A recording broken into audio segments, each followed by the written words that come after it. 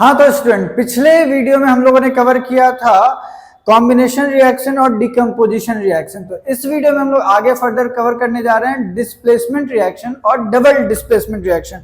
Combination reaction और decomposition reaction easy होता है, बच्चे अक्सर कंफ्यूज होते हैं डिस्प्लेसमेंट और डबल डिस्प्लेसमेंट में। तो आइए जानते हैं इस वीडियो में। तो इस वीडियो में हम लोग डिस्प्लेसमेंट रिएक्शन के बारे में जानेंगे। तो डिस्प्लेसमेंट रिएक्शन क्या होता है, तो आइए समझते हैं। तो देखिए, एक है सब्सटेंस ए और दूसरा है बी सी। मान लो एक कंपाउंड है आपका ए नाम का और दूसरा बी सी नाम का।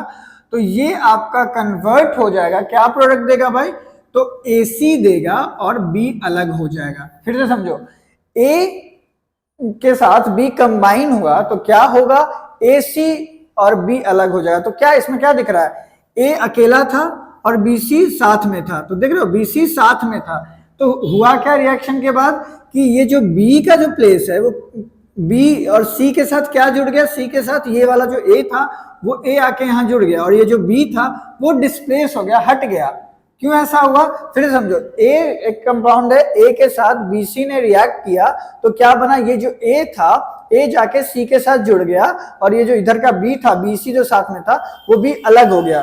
तो देख रहे हो, ए जो है ए किसका प्लेस ले लिया, उधर ए ने बी का प्लेस ले लिया। मतलब ए डिस्प्लेसेस लिख सकते हैं यहाँ पे, ए ने डिस्प्लेस किया किसको, ए ने डिस्प्लेस किया बी को। ऐसा क्यों किया भाई, क्योंकि ए जो कंपाउंड रहा होगा वो ज्यादा रिएक्टिव रहा होगा। रिएक्टिव मतलब वो ज्यादा रिएक्शन में रोल प्ले करता है। तो उसके लिए आपको जानना पड़ेगा, ये रिएक्टिविटी सीरीज आपको दिख रहा होगा, ठीक है।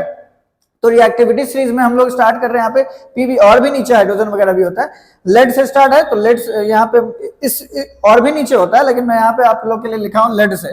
तो लेड, फिर कार्बन, फिर कॉपर। जो इधर ऑर्डर जो नीचे से ऊपर की ओर जा रहा है ना, ये नीचे से ऊपर की ओर जा रहा है, इंक्रीजिंग ऑर्डर में जा रहा है रिएक्टिविटी सीरीज का। मतलब जितना जो टॉप पे सबसे दिख रहा है वो सबसे ज्यादा रिएक्टिव है। मतलब यहाँ पे पोटेशियम हो गया सबसे ज्यादा रिएक्टिव, उससे थोड़ा कम कौन हुआ, sodium, lithium, calcium, magnesium, aluminium, zinc, iron, copper, carbon और लेड, ठीक है। तो अब हम लोग एक रिएक्शन लिखने जा रहे हैं, ठीक है। एक एग्जांपल आपको देता हूं, Zn का मैं रिएक्शन करवाने जा रहा हूं कॉपर सल्फेट के साथ। ये जिंक कहलाता है, ठीक है, ये जिंक कहलाता है। ये CuSO4 को हम लोग बोलते हैं कॉपर सल्फेट कहते हैं इसे, ठीक है, कॉपर सल्फेट। और इसका रिएक्शन हम लोग कराने जा रहे हैं। तो ये हमें क्या देगा, तो देखो यहाँ पे सेम इसी के तरह का ए जो था, यहाँ पे ए मैंने जिंक को लिया है और यहाँ पे BC जो था ये दो कंपाउंड कॉपर सल्फेट को लिया है। तो जिंक क्या करेगा ना, तो ध्यान देना, ZnSO4 हो जाएगा और इधर कॉपर अलग हट जाएगा। तो आपने देखा यहाँ पे क्या किया, जिंक जो है ये कॉपर का जगह ले लिया। कॉपर के साथ सल्फर, ये SO4 के साथ कौन जुड़ा हुआ था, कॉपर जुड़ा हुआ था। तो अब उधर जब रिएक्शन में तो किसने जगह ले लिया, कॉपर की जगह पे, कॉपर का जगह जिंक ले लिया और कॉपर को साइड कर दिया। तो यहाँ पे क्या लिखेंगे, जो जिंक है, जिंक डिस्प्लेसेस कॉपर, है ना। तो इसका मतलब आप क्या समझते हो, जो जिंक जो है वो ज्यादा रिएक्टिव है कॉपर से। इस सीरीज में देखो जिंक कहाँ पे आता है, कॉपर के ऊपर ही आएगा। कॉपर यहाँ पे है, देख रहे हो, कॉपर यहाँ पे, जिंक यहाँ पे, दो आगे है ना। तो जिंक ज्यादा रिएक्टिव है, ठीक है। तो जिंक ने किसको डिस्प्लेस कर दिया, तो कॉपर को डिस्प्लेस कर दिया। कॉपर के साथ कॉपर को किनारे कर दिया और जाके अपने से बॉन्ड बना लिया SO4 के साथ, सल्फेट के साथ। तो ये इसी रिएक्शन को हम लोग क्या कहते हैं, डिस्प्लेसमेंट रिएक्शन। आई होप कि आपको क्लियर हो गया होगा। ये मैंने जो एग्जांपल लिया है आपके एनसीईआरटी बुक का लिया है। जिंक का कॉपर सल्फेट के साथ क्या बना, ये जिंक सल्फेट बन गया और कॉपर साइड हो गया। तो देख लो, जिंक ने कॉपर को डिस्प्लेस करके किनारे लगा दिया। तो सिंपल है, पहले एक फ्रेंडशिप, एक आदमी दूसरे आदमी के साथ फ्रेंड था।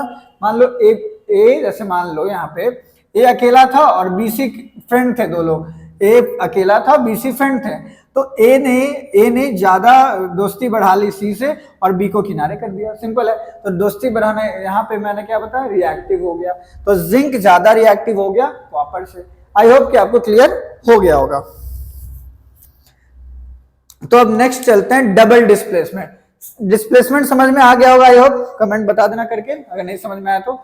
अब डबल डिस्प्लेसमेंट में चलते हैं। अब यहाँ पे डबल डिस्प्लेसमेंट में तो पता लग ही गया होगा, नाम से ही पता लग रहा है कि डबल मतलब दो डिस्प्लेसमेंट होगा, मतलब दो चीजों का डिस्प्लेसमेंट होगा।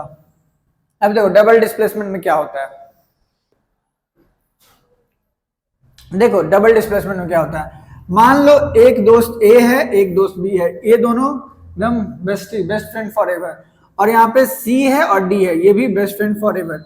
लेकिन कुछ ऐसा घटना घटा कि ये लोग अलग अलग हो गए, ए सी के साथ चला गया बॉन्ड बना लिया और बी डी के साथ बॉन्ड बना लिया। तो देख रहे हो यहाँ पे ए के साथ बी था, अब कौन है, ए के साथ सी है, यहाँ पे सी के साथ डी था, अब कौन है, सी के डी के साथ बी है। तो देख रहे हो दो चीजों का डिस्प्लेसमेंट हुआ है।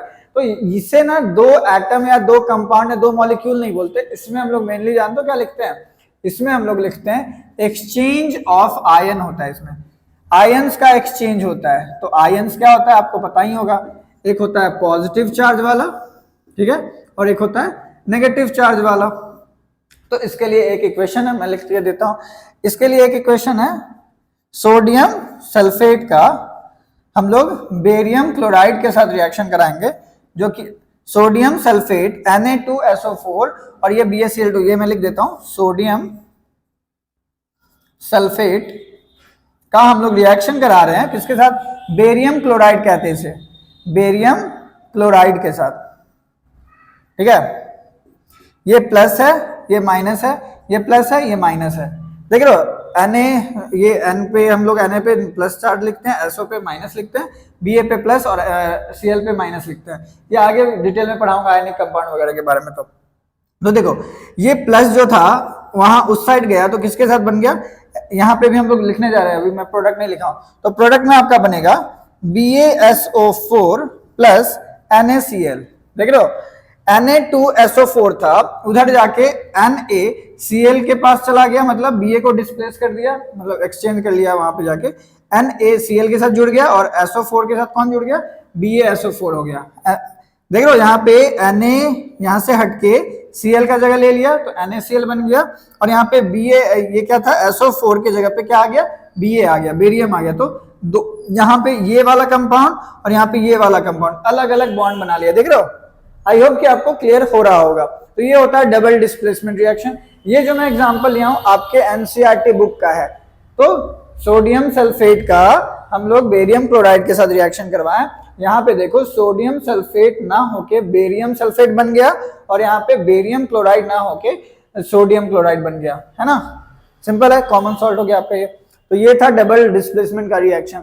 आई होप कि आपको क्लियर हो गया होगा। तो अब हमारा लास्ट बचा है रिएक्शन, जो कि आपका ऑक्सीडेशन एंड रिडक्शन। तो ये मैं मिटा लेता हूं यहाँ पे से।